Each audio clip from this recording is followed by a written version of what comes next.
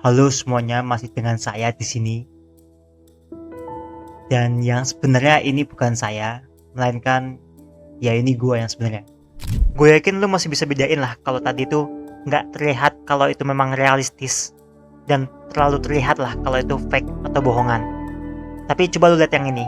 He's suggesting it came out of nowhere. What we subsequently learned is it may have come from the former president or his legal team acting in bad faith. This is a deepfake example of what is possible with powerful computer and editing. It took around 72 hours to create this example from scratch using extremely powerful GPU.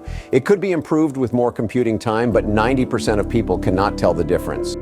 Yang barusan lu lihat itu adalah hasil dari editan dan memang terlihat sangat realistis, walaupun memang memakan proses yang lebih lama. Tapi sekarang itu semua bisa diproses dengan AI tanpa perlu waktu yang lama, seperti contohnya video ini. And what you're seeing right now is crazy. We are crossing a line in human history where the boundary between reality and fiction is vanishing. And this is not a Hollywood billion-dollar high-production studio. This is open source. This is from your computer, a click of a button, and most people will not be able to even tell the difference now. So be safe out there, question what you see, verify what you believe, and follow who stay ahead of the curve. Gokil kan? Apa yang lo lihat itu bukan yang sebenarnya. Kalau muka gua aja bisa diganti sama muka orang lain, apalagi bisa dilakukan background atau suasana dan sebagainya, gampang. Sekarang lo nggak perlu buat belajar lama-lama menjadi editor, belajar ini itu dari awal hingga akhir. Kayak semuanya bisa dilakukan dengan prompt AI.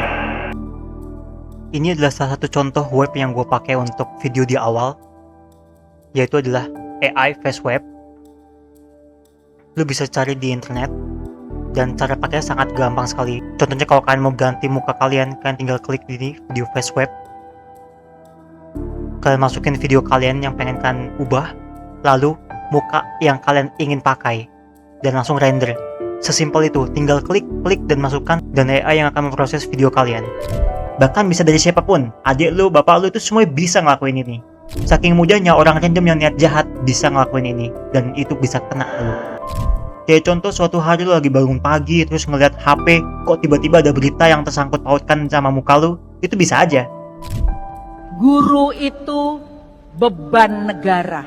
Video yang viral di media sosial, cuplikan video Menteri Keuangan Sri Mulyani Indrawati yang menyatakan bahwa guru adalah beban negara. Contohnya kemarin sempat viral video yang nunjukin seolah-olah Bu Sri Mulyani bilang kalau guru itu beban negara. Dan dari video hoax itu, banyak orang langsung emosi, langsung marah, langsung ngejudge. Padahal setelah dicek, videonya ternyata hoax, hasil deepfake, dan sudah diklarifikasi sama Kementerian Keuangan.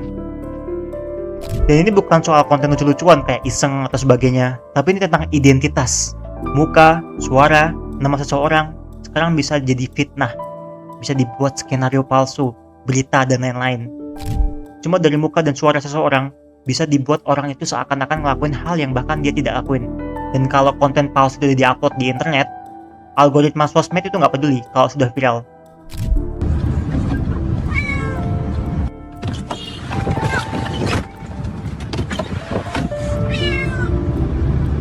Ini nunjukin satu hal, masalahnya bukan karena orangnya bodoh, tapi karena teknologi ini emang dirancang buat kelihatan real.